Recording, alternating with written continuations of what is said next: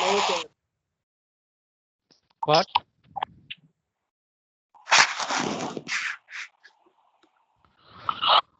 What is the importance of phase rule? What is phase rule?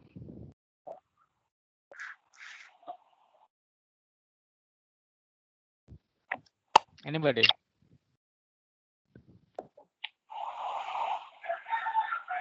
Hmm?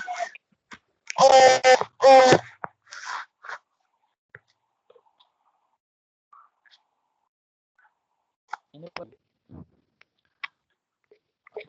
Do you come across phase rule before in your previous studies?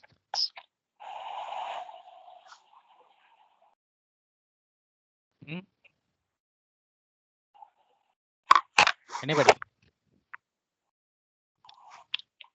No, sir. No.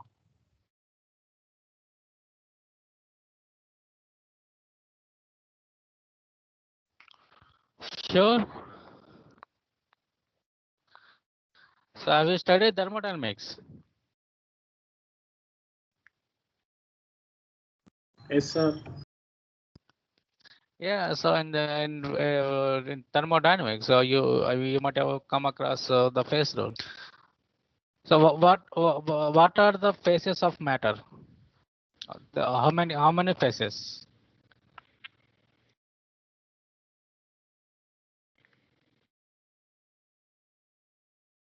Hmm?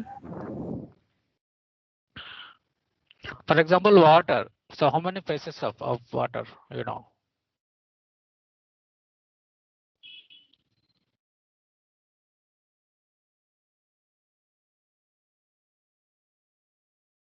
Hmm? Liquid state. Liquid. Yes. Solid and gas. Solid and gas. So liquid phase, solid phase, and gas phase. So three phases. And there is so matter. So any matter has three phases: liquid, solid, and vapor. And there are also different phases. It's called freezing, sublimation. Okay, and plasma. These are also, I mean, there are new phases of matter. So as a standard, I mean, so there are three phases. So liquid, solid, liquid, and vapor. So according to our syllabus, what we will study in phase rule. So we study about the phase rule definition and the equation, the formula of phase rule, and the terms, uh, phase, component, and so on for degree of freedom. So we will learn about degree of freedom of the systems, and condensed phase rule and the applications of phase rule in a single component system, for example, water and sulfur. These are the two systems are single component systems. There are two component systems, for example, lead and silver, and zinc and magnesium. So they are also called eutectic component systems. So what does it mean? I mean, so what is the importance of phase rule? So it provides the theoretical base based on thermodynamics. So for characterizing the chemical state of a system. So in order to predict the equilibrium relations of the different phases. So present as a function of physical conditions. So such as temperature and pressure. So here there are two conditions, physical conditions. So the one is the temperature, another one is pressure. So the phase rule states about the system which is in equilibrium state. Okay. So remember the phase rule. So it applies for any system which is in equilibrium, thermodynamically equilibrium state. So in case if it is not in equilibrium state, the phase rule doesn't apply.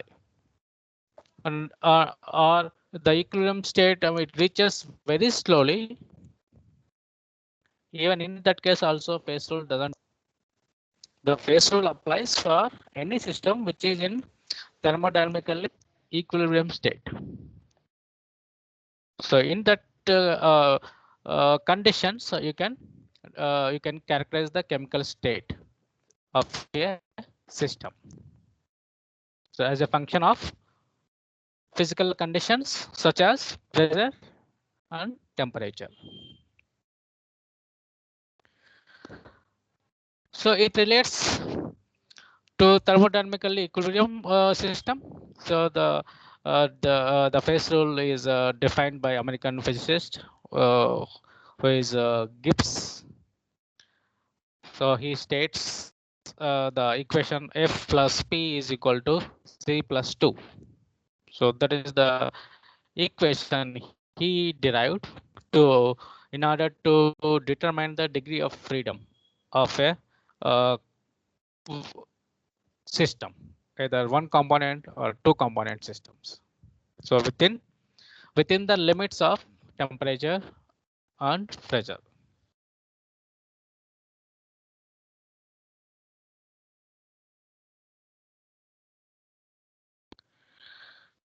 So for example, so take water as a system.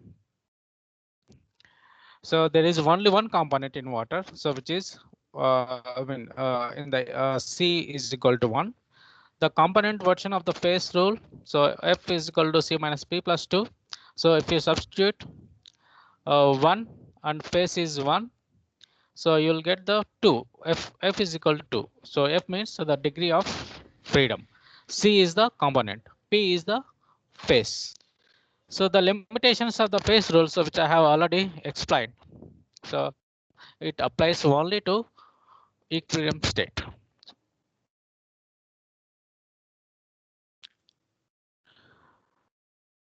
Yes, this is the equation. P plus F is equal to C plus 2. So P refers to the number of phases present within the system, and C is the minimum number of independent chemical components. So independent chemical components, irrespective of the phase. For example, water. Doesn't matter whatever phase it is, either solid phase or liquid phase or vapor phase, but chemical constituent is only one, which is H2O. So H2O, the chemical composition. So that's its independent chemical components. So that are necessary to describe the composition of all phases within the system. So that is called component.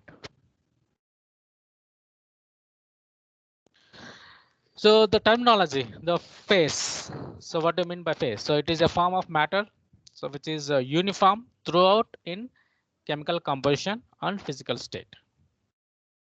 So for example, so a system containing only liquid water, so is a one phase system. And a system containing water, so liquid water and water vapor, so is a two phase system. So for example, water, liquid water, and water vapor and solid ice, so is a three phase system.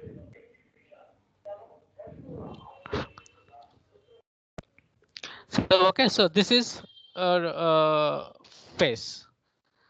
So what is component? So component is a uh, um, it's a minimum number of chemically independent species, which we have already mentioned before. So which are required to express the composition of all the phases present in the system. So for example, water. So it has three phases, and the composition of all the three phases is a single formula, which is H2O. So H2O, the formula doesn't change based on the phase. So it is fixed. And sulfur system has four phases: sulfur, monoclinic, liquid sulfur, and sulfur vapor. And the composition of all these phases is it's only one chemical. So the chemical. So therefore, sulfur system is one component system, and water system is also one component system. The degrees of freedom. So it is defined as the smallest number of intensive variables. So for example, temperature, pressure, and concentration. So that can be changed independently without disturbing the number of phases in equilibrium. Okay, so there are temperature and pressure. So these are the intensive variables we generally consider for a system. So for example, a pure gas so may be described by two or three variables: pressure, temperature, and density. So if any two, if you know any two of the variables, so the third variable you can easily calculate. So the freedom is 2. So it's a bivariant system. And in case of water. Sir voice break है तुम sir. Okay.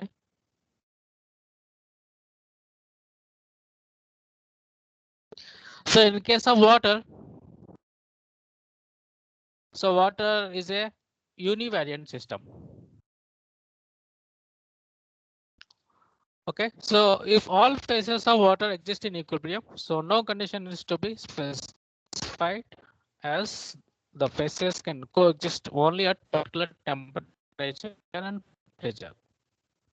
So in case if the system no freedom, so it is called a zero variant system or invariant system. Okay, so the three variant systems. One is zero variant system if the degree of freedom is 0. And if the degree of freedom is 1, so it is a univariant system. If the degree of freedom, which is F, is 2, it's a bivariant system.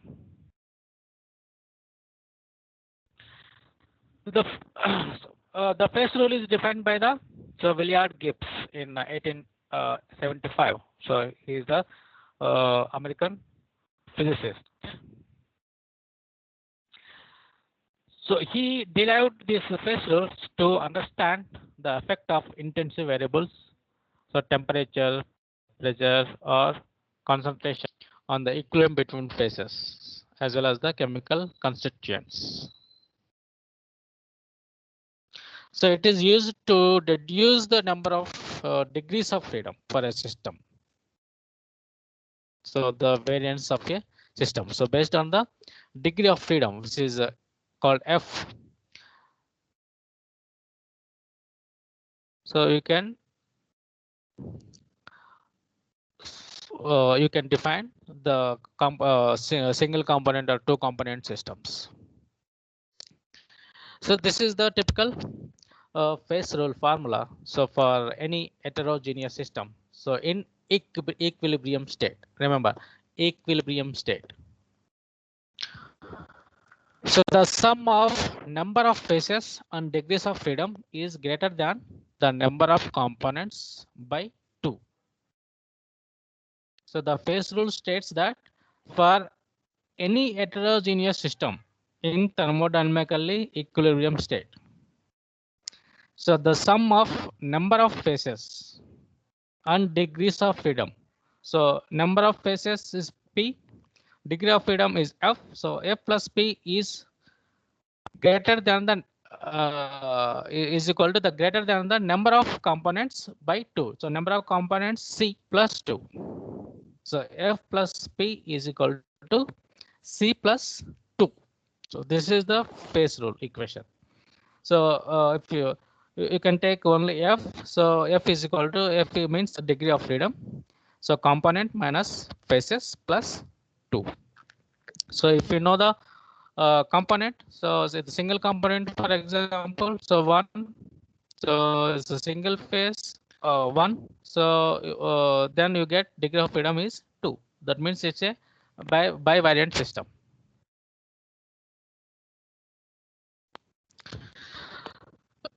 as the extended phase rule, so you can also define F is equal to C minus P plus X. X is the number of intensive variables. So for example, pressure, temperature, composition, and some magnetic and electric fields. So that can be changed independently without loss of a phase. So X is the number of intensive variables. It could be pressure, temperature, composition, or some electric fields. Okay. So this is called extended phase rule. The advantages of phase rule. So what are the uses of this phase rule? So it provides a convenient method of classification of equilibrium states of a system. So you can identify the equilibrium states of any system using. So you can also predict the behavior of a system by changing the variables. For example, temperature and pressure. If you change these variables, so how it behaves. So you can predict that behavior of any system using phase rule.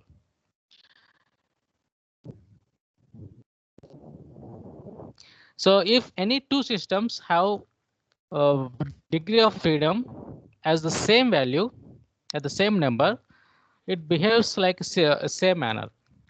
For example, for system 1, the degree of freedom is 2. Another system 2, the degree of freedom is same, like 2. So the both systems behave in a same manner. So like twins. So it is widely applicable to macroscopic systems, and it takes no account of nature of reactant and products in phase. So it is applicable to physical and chemical equilibrium.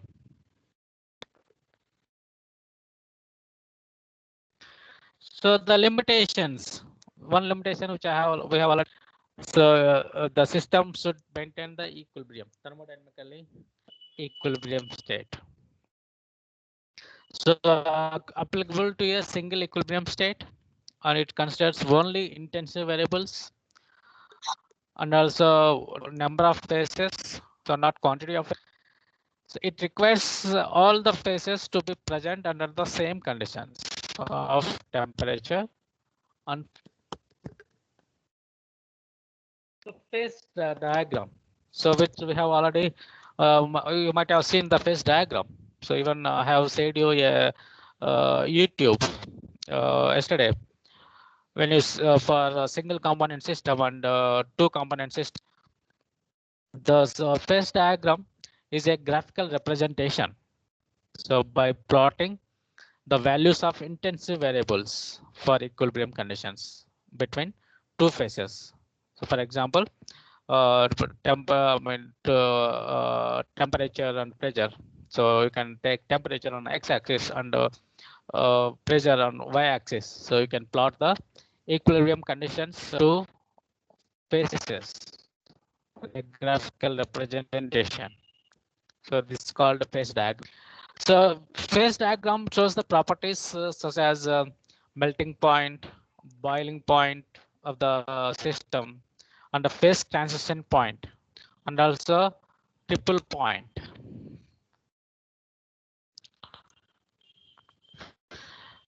So if in case if the phase diagram, the number of components in the system increases, the complexity of phase diagram is also so increases. So if it is more component means there's a more complex complexity in the phase diagram. So in case for a one component system, the phase diagram is just two-dimensional plot. So where pressure and temperature are independent variables. If it is two component system, is a three-dimensional plot. So where third axis is for composition.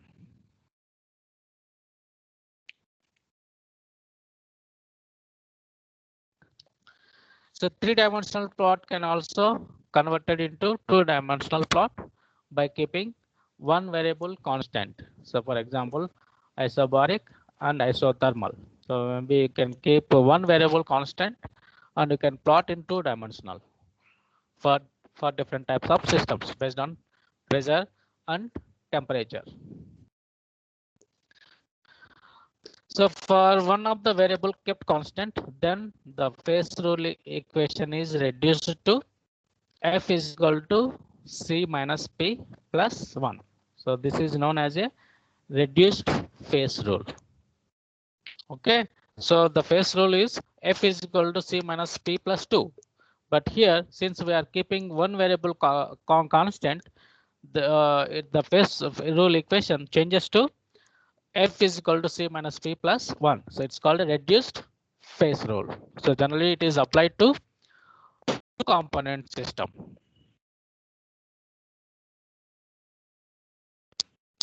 Two component system, two-dimensional plot, two-dimensional phase diagrams.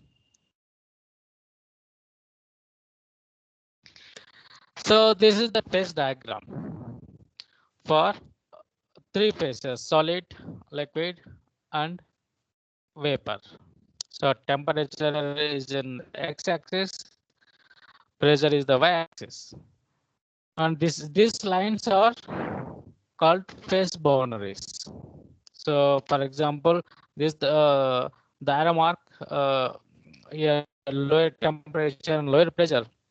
This is the phase boundary for solid and vapor, and this is the phase boundary for solid and liquid. So another phase boundary for liquid and vapor. Okay, so this is here. This is called here temperature and pressure. This is called critical point. Okay, so we'll come to the critical point maybe in a minute. So this is the phase diagram for one component system. So which is, for example, water.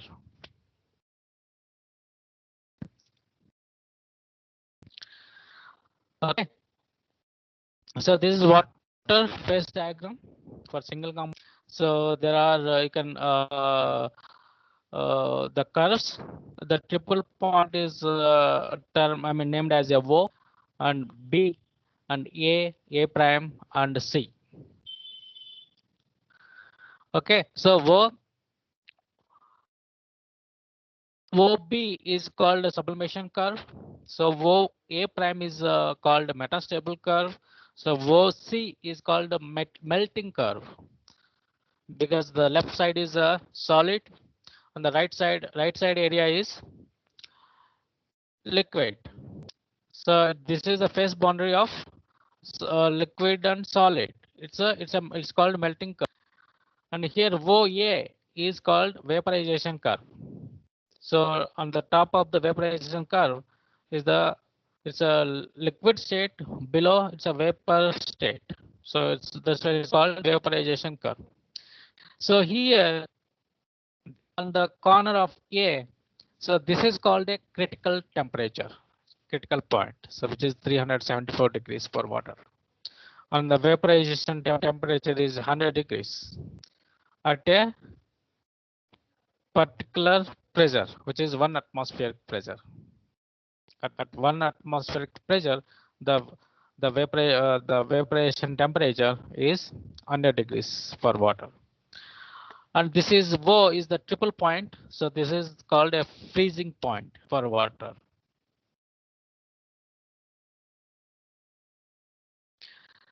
Okay, so this is minus 273 degrees centigrade. It's called a absolute zero temperature. So that means it's a sublimation stage. So you can this is the stage you can freeze the water without making ice. It's called super cool water. So for this, so you have to maintain a specific temperature and pressure in order to obtain a super cool water. So in case if the if pressure and temperature varies, so again the super cool water solidifies, become ice. So the water exists in three phases. So possibly ice, water, and vapor. So it is a one component system. So maximum degrees of freedom is So if when you substitute the values in phase rule equation, f is equal to c minus p plus 2. So the component is 1, p is the phase, so which is so the degree of freedom is 2. So that means it's a bivariant system.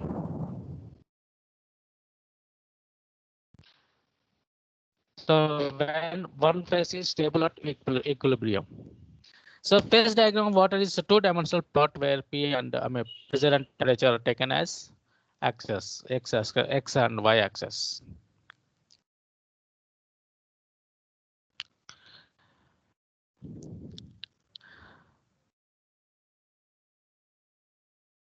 So come to the areas of in the phase diagram. So there are three different areas of phase diagram.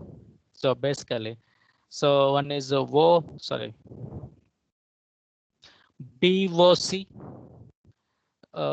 BOC is one area. It's this is called at this area the ice has stable existence. So that means it's a solid phase.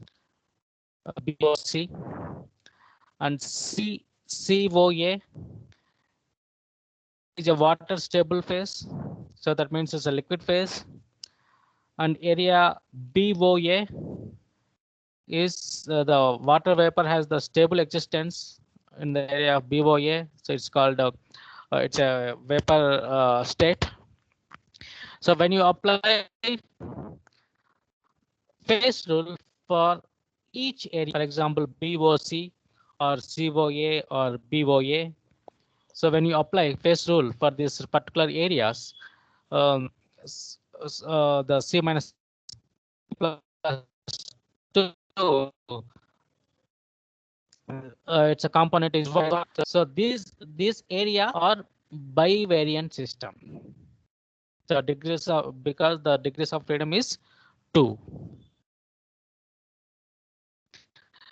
So the curve which we have already mentioned, the OC it's a melting point curve, and OA is a vapor pressure curve, and OA prime is a metastable equilibrium. Metastable equilibrium. So that means it's a partially stable, partially unstable. It's called metastable. And curve OB is a sublimation curve, and O is called a triple point.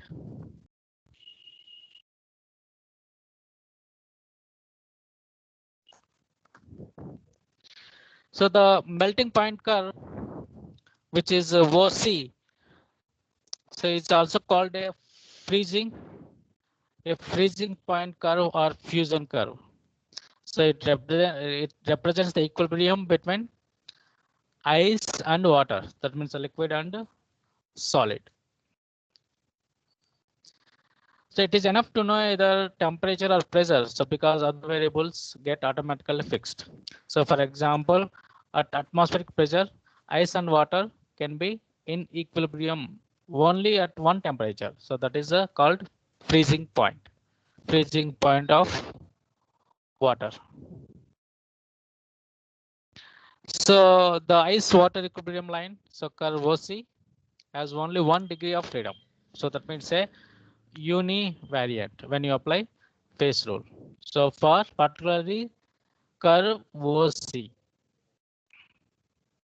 Okay, so component 1, though there are 2 phases. So when you substitute the values, so the degree of freedom is 1. So that means a univariant system. So each curve is univariant system. So for example, melting curve OC is a univariant system. Vaporization curve OA is a univariant system. And sublimation curve OB is a univariant system. That means the degree of freedom is 1. Okay. So but the area of the curve.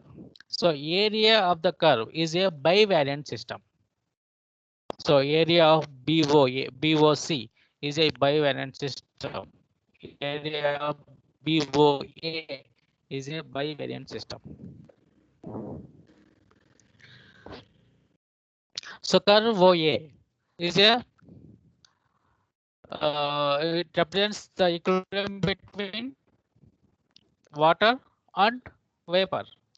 So if you know either temperature or pressure, another variable gets automatically fixed. So at any temperature and pressure of vapor, equilibrium is fixed in the value. So then the water and vapor equilibrium line OA has only 1 degree of freedom. So univariant system. So as I mentioned, all the curves has univariant systems.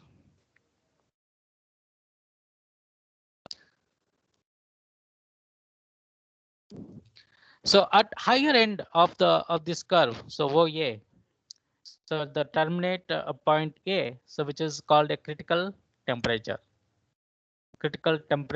and a critical pressure. So these are the 218 atmosphere, so is a critical pressure. 374 degrees centigrade is the critical temperature of water. So at this critical point, the liquid and vapor phases become indistinguishable. So merge into single fluid phase. So the critical temperature or critical pressure. So the two phases of liquid and vapor, so they become almost unique and they merge into single fluid phase. So at the O terminal, so the water freezes to form ice, which is about 0 degrees centigrade or 0.01 degrees centigrade. So curve OA prime. So this is the curve A prime, so which is metastable curve. So it represents the metastable equilibrium. Under some special conditions, like pure water may be cooled down much below the freezing point without forming ice. Okay, so under some special conditions, so at particular pressure and temperature, so the water can be cooled down below its freezing point and without forming ice. So it's called a super cool water. So that's why it is possible to extend vapor pressure curve even below freezing point of water. So this equilibrium can be approached by cooling liquid water and not by heating ice. This position occurs by freezing, by cooling liquid water and not by heating. So that means the temperature doesn't play much, but the pressure, you can tune the pressure. So to cool the liquid water and become super cool water without forming ice. So this metastable vapor pressure of super cooled liquid is higher than the vapor pressure of ice. So this metastable vapor pressure of super cooled liquid or super cooled water is higher than the vapor pressure of ice. So this is about curve OA prime. Sublimation curve, so which is OB. It represents the conditions for equilibrium between ice and vapor. This sublimation curve, so it represents the equilibrium condition between ice and vapor. So it shows vapor pressure of ice at different temperature. So the temperature and pressure, so you don't have to specify. At any temperature, the value of vapor pressure of ice is fixed. So the sublimation curve, at any temperature, the value of vapor pressure of ice is almost fixed.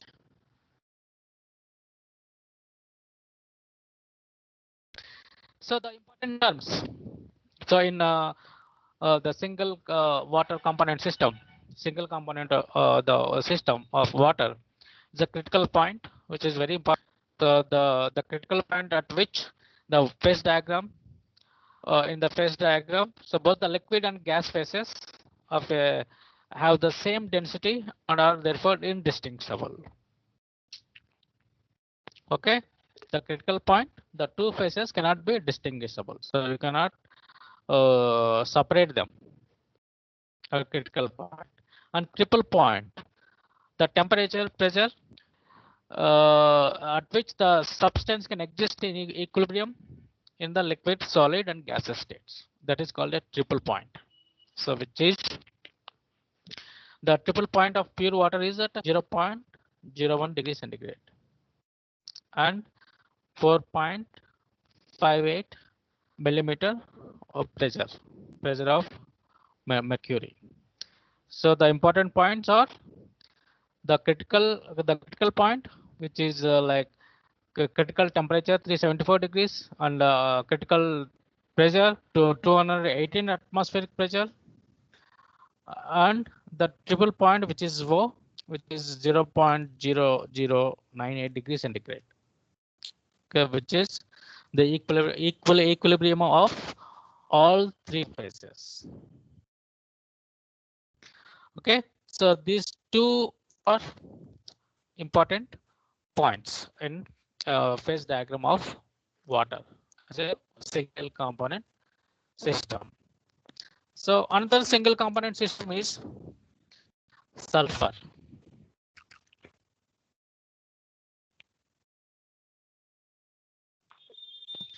Sulfur exists in four forms. One is rhombic sulfur, which has the melting point of 114 degrees centigrade, and monoclinic sulfur, which has the melting point of 120 degrees centigrade, so slightly higher than rhombic sulfur, and liquid sulfur and vapor sulfur. So there are four forms of sulfur. So this is the typical phase diagram for sulfur. So there are here in sulfur there are three triple points, triple point 2 and 3. Okay, so on the rhombic sulfur, kind of liquid, solid phase, and monoclinic sulfur, which is in the equilibrium of liquid, solid, and gas. Okay, so let's go to the next one. You can have clearly.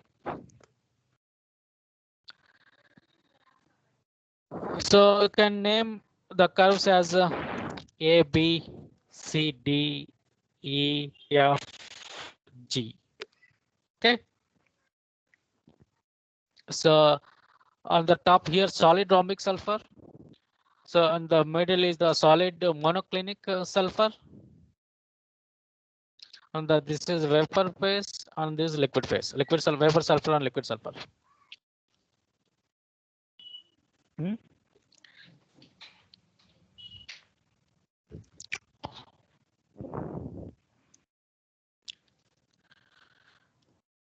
Oh, okay. So in the phase diagram of sulfur, curve AB.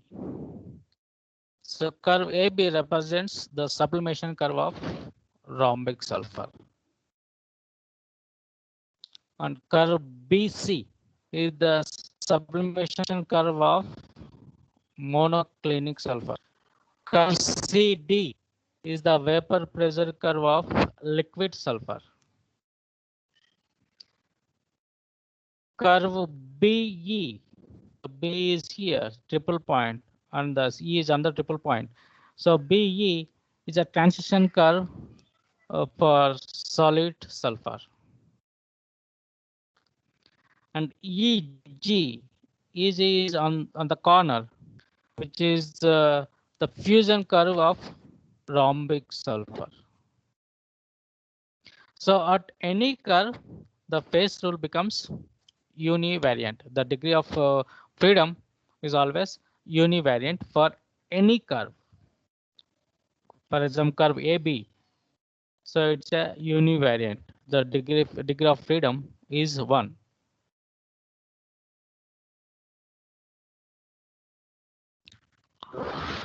So there are 3 triple points in sulfur system. So the triple point B, triple point C, and triple point E. So at any triple point, the phase rule becomes 0. So that means it's a 0 variant system. Okay. So generally, remember at any curve, the phase rule, as for phase rule, the degree of freedom is 1. That means univariant system at any curve. But at the triple point, the phase rule becomes 0. That means it's a 0 variant system. But at the area of the curve, the phase rule becomes 2 bivariant system.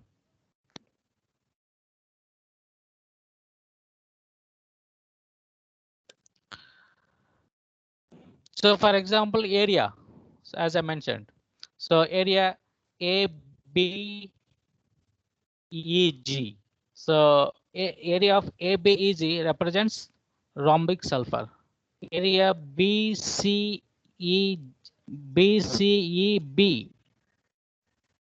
it's a monoclinic sulfur.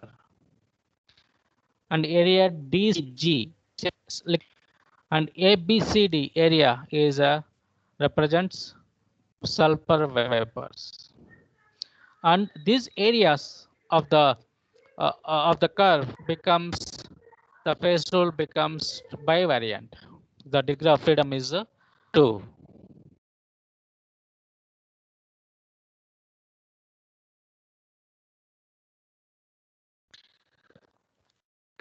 So what are these dashed lines, the dashed curves? So curve BF, so this is extended under triple point here. F is under triple point. So curve BF so represents the sublimation curve of metastable rhombic sulfur. And CF is the vapor pressure curve of supercooled liquid sulfur. And FE is fusion curve of metastable rhombic sulfur. So this is one triple point, which is F. So there are again 3 areas. Area ABFE is a metastable rhombic sulfur, and area ABFCD is a sulfur vapors. This area ABFCD, and area DCFE is a DCFE. This is a super cold liquid sulfur. So these are particular temperature and pressure. So for example, the boiling point is 440, nearly 445 degrees centigrade at 1 atmospheric pressure.